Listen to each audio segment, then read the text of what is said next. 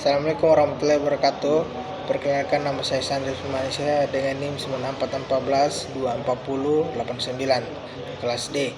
Di sini saya akan menyelesaikan tugas mata kuliah Ekonomi, Keuangan dan Perbankan dosen pengampu Bobi Ranto Payu SEMSI.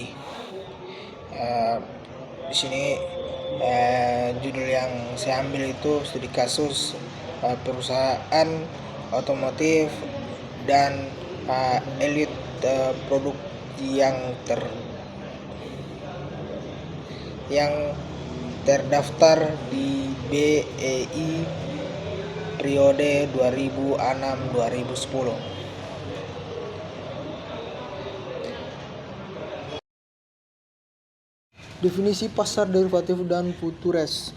Pasar derivatif adalah pasar keuangan tempat diperdagangkannya instrumen keuangan yang nilainya diturunkan dari aset lain seperti saham, obligasi, mata uang, suku bunga, indeks, atau komoditas. Derivatif juga dijelaskan sebagai kontrak perjanjian antara dua pihak untuk menjual atau membeli suatu aset pada waktu dan harga yang telah disepakati sebelumnya. Sedangkan futures adalah kontrak berjangka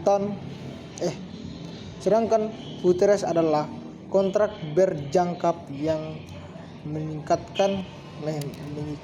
mengikat dua pihak untuk membeli atau menjual suatu aset pada harga yang telah ditentukan. Aset ini tetapi penyerahannya aset dan pembayarannya dilakukan pada waktu yang akan datang. Kontrak futures digunakan untuk mengurangi risiko akibat perubahan harga yang tidak diinginkan. Perbedaan dengan opsi, kontrak futures mewajibkan kedua pihak untuk melaksanakan transaksi pada saat jatuh tempo sesuai dengan ketentuan yang telah disepakati. Latar belakang: pasar derivatif merupakan salah satu bagian penting dalam sistem keuangan modern yang digunakan untuk mengelola risiko akibat perubahan harga aset, nilai tukar mata uang, suku bunga, maupun komoditas. Melalui pasar derivatif, pelaku usaha dan investor dapat melindungi diri dari ketidakpastian yang terjadi di pasar keuangan. Salah satu instrumen yang diperdagangkan dalam pasar derivatif adalah futures, yaitu perjanjian untuk membeli atau menjual suatu aset pada harga yang telah disepakati saat ini dan diselesaikan pada waktu yang akan datang.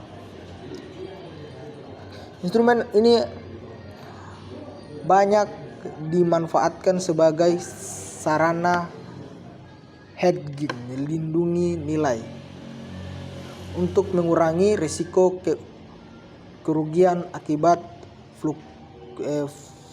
fluktuasi harga. Oleh karena itu, pasar derivatif dan futures memiliki peran penting dalam mendukung stabilitas serta efisiensi kegiatan ekonomi dan investasi.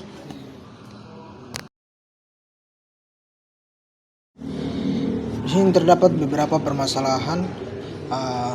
Yang pertama itu fluktuasi suku bunga BI rate yang dapat meningkatkan beban bunga pinjaman perusahaan sehingga biaya yang harus ditanggung menjadi lebih besar. Yang kedua, fluktuasi nilai tukar rupiah terhadap dolar AS, terutama saat rupiah mengalami depresiasi pada tahun 2008 yang menyebabkan perusahaan harus mengeluarkan biaya lebih besar untuk transaksi yang menggunakan mata uang asing. Yang ketiga, kenaikan harga minyak dunia yang meningkatkan biaya produksi dan operasional perusahaan sehingga dapat mengurangi keuntungan perusahaan. Yang keempat, adanya perbedaan hasil penelitian mengenai pengaruh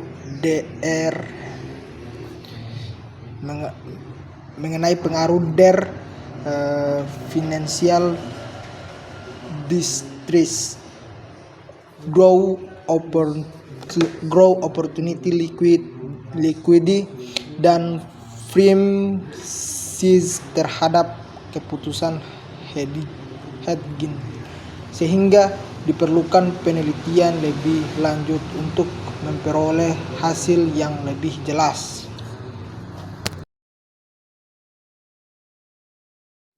Di sini juga memiliki beberapa strategi. Yang pertama, mengelola risiko nilai tukar dengan melakukan kontrak hedging terhadap transaksi yang menggunakan mata uang asing. Yang kedua, mengendalikan risiko suku bunga melalui penggunaan instrumen derivatif atau pengaturan struktur perdagangan perusahaan. Yang ketiga, mengantisipasi kenaikan harga bahan baku dan minyak dunia dengan kontrak berjangka atau kontrak berjangka futures atau kontrak forward. Yang keempat, menjaga likuidasi dan struktur model perusahaan agar mampu memenuhi kewajiban keuangan ketika terjadi gejolak ekonomi. Yang kelima, meningkatkan pengawasan dan perencanaan keuangan sehingga perusahaan dapat mengambil keputusan yang tepat dalam menghadapi perubahan kondisi pasar. Hasil yang terjadi adalah perusahaan otomotif and elite produce mengalami risiko keuangan yang cukup besar akibat fluktuasi suku bunga, nilai tukar rupiah terhadap dolar AS, dan harga minyak dunia selama periode 2006 sampai 2010. Kondisi tersebut menyebabkan meningkatnya ketidakpastian dalam kegiatan operasional perusahaan. Beberapa dampak yang terjadi antara lain. Yang pertama, kenaikan suku bunga meningkatkan beban pinjaman perusahaan sehingga biaya yang harus dibayar menjadi lebih besar. Yang kedua, depresiasi nilai tukar rupiah menyebabkan biaya impor dan pembayaran uang dalam mata uang asing meningkat. Pada Oktober 2008, kurs rupiah melemah dari 998 US dollar menjadi 11.000 US dollar. Yang terakhir, kenaikan harga minyak dunia meningkatkan biaya produksi dan operasional perusahaan sehingga dapat menekan keuntungan perusahaan. Di sini ada analisis studi kasus perusahaan otomotif and elite produksi periode 2006 sampai 2010 menghadapi risiko akibat fluktuasi suku bunga, nilai tukar rupiah, dan harga minyak dunia. Kondisi tersebut meningkatkan biaya operasional dan ketidakpastian keuangan perusahaan. Untuk mengurangi risiko tersebut, perusahaan menggunakan hedging melalui instrumen derivatif seperti forward, futures, opt-in, dan swap.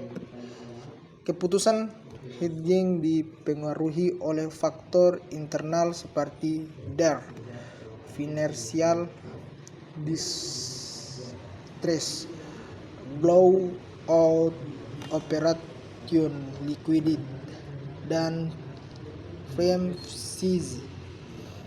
Dengan hedging, perusahaan dapat meningkatkan risiko keuangan dan menjaga stabilitas keuangan. Lanjut di kesimpulan, perusahaan otomotif ada dan elite produksi yang terdaftar di BEI periode 2006-2010 menghadapi risiko keuangan akibat fluktuasi suku bunga, nilai tukar rupiah, dan harga minyak dunia. Untuk mengurangi dampak risiko tersebut, perusahaan menggunakan instrumen derivatif sebagai strategi hedging. Perusahaan hedging membantu perusahaan meminimalkan potensi kerugian, menjaga stabilitas keuangan, serta mendukung kelangsungan operasional perusahaan di tengah ketidakpastian kondisi ekonomi. Terima kasih.